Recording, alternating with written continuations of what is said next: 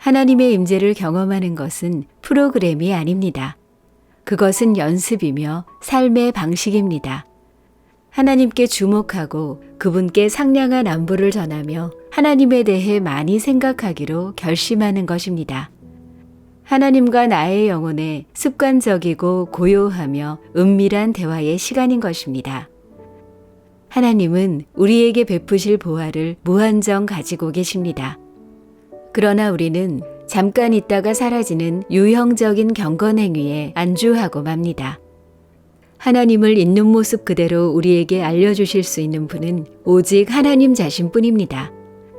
우리는 가장 탁월한 원본인 하나님을 제대로 보지 않은 채로 조잡한 사본에 지나지 않는 이성적인 추론과 너저분한 학문을 추구하려고 합니다.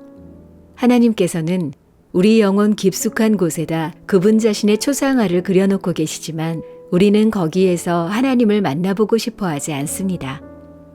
항상 우리 안에 계시는 하나님과 대화하는 것을 하찮게 여깁니다. 하나님은 살아있는 믿음에 잠긴 영혼을 만날 때마다 풍성한 은혜를 넘치도록 부어주십니다. 하나님의 은혜는 마치 급류와도 같습니다. 평소에 잘 흘러가던 물길이 가로막히면 또 다른 출구를 찾아냅니다. 마침내 다른 물길을 찾아내면 거기로 맹렬하게 넘치듯이 흘러내려갑니다. 그러나 우리는 자기 눈에 그다지 귀하게 보이지 않아서 종종 이 은혜의 급류를 가로막고 있습니다. 참된 영성을 갖추기 위해서는 우리 마음속에 자리 잡고 있는 다른 모든 것을 완전히 비워야 합니다.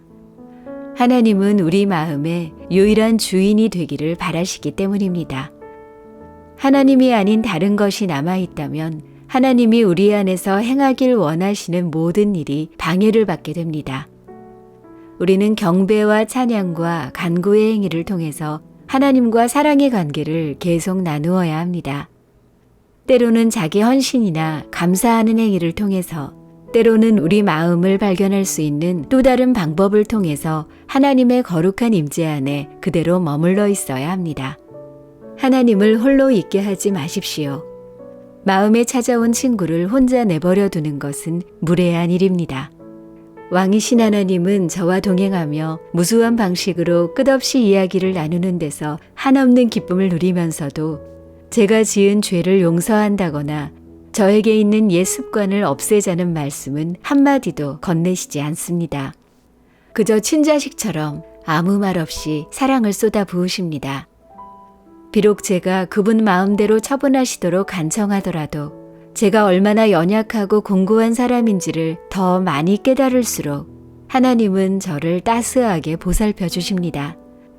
이것이 바로 제가 하나님의 거룩하신 임재 안에 늘 머물러 있다고 시시때때로 의식할 수밖에 없는 까닭입니다. 저는 정해진 기도 시간에도 이와 같은 훈련을 계속할 뿐 다른 어떤 것에도 관심을 기울이지 않습니다. 때때로 이러한 시간에 제 자신을 마치 조각가 앞에 놓인 돌처럼 생각하면서 멋진 조각상이 되기를 바라기도 합니다. 가장 훌륭한 조각가이신 하나님 앞에 놓인 돌처럼 제 자신을 전적으로 내어드리면서 저의 영혼에 하나님의 완벽한 형상을 새겨 완전히 하나님을 닮게 해달라고 간구합니다. 우리는 하나님의 은혜를 구해야 하며 때로는 하나님께 아프다고 말해야 합니다. 우리에게 베푸신 은혜와 우리 안에서 일하시는 은총에 감사드려야 합니다. 어떤 일을 하는 도중에라도 할 수 있는 한 자주 하나님을 떠올리십시오. 순간순간 하나님을 짧게 기억하는 것, 잠시 동안의 찬양, 때때로 하나님의 은혜를 구하는 기도, 그것으로도 충분합니다.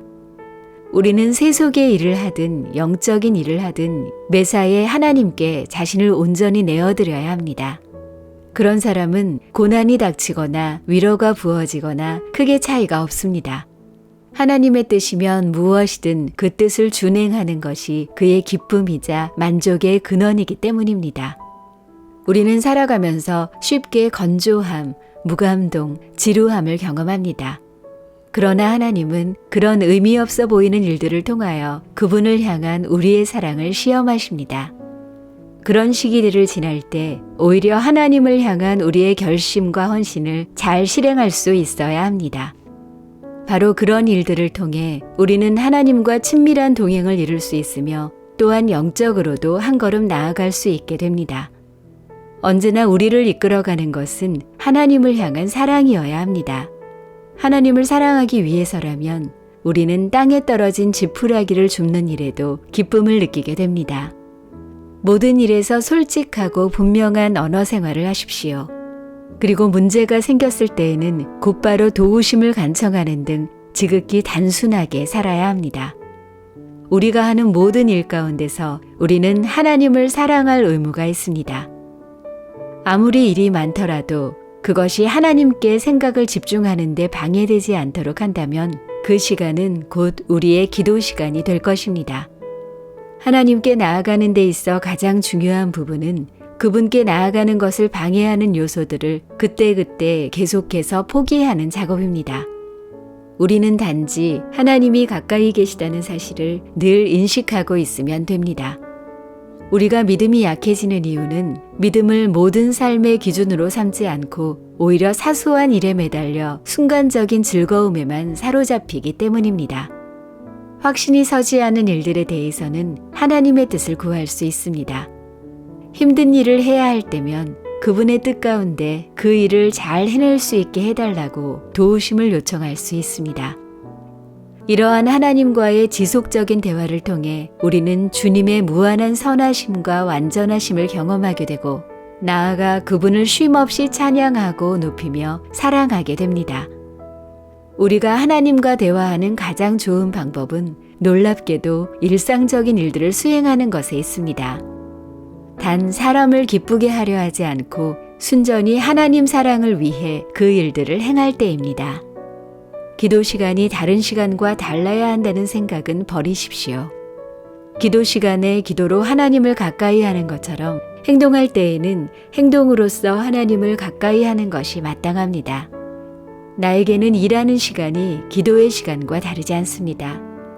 여러 사람들이 동시에 여러 가지를 요청하는 주방의 소음과 어수선함 속에서 나는 마치 복된 성찬식에서 무릎을 꿇고 있을 때와 마찬가지로 큰 평온함 속에 하나님을 의식합니다. 하나님과 함께 있기 위해 우리가 항상 교회에 있을 필요는 없습니다.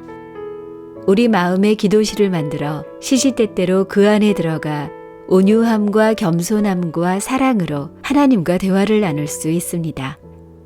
전능자이신 우리 하나님은 우리에게 너무 많은 것을 요구하시지 않습니다. 단지 이따금씩 하나님을 기억하며 경배하기를 바라실 뿐입니다. 식사를 할 때도 좋고 벗들과 함께 있을 때도 좋습니다. 아주 잠깐이라도 하나님을 기억할 수만 있다면 하나님은 언제나 흐뭇해 하실 것입니다. 하나님을 기억한다고 해서 반드시 큰 소리를 내야 하는 것은 아닙니다. 하나님은 우리가 생각하는 것보다 훨씬 더 가까이 계십니다.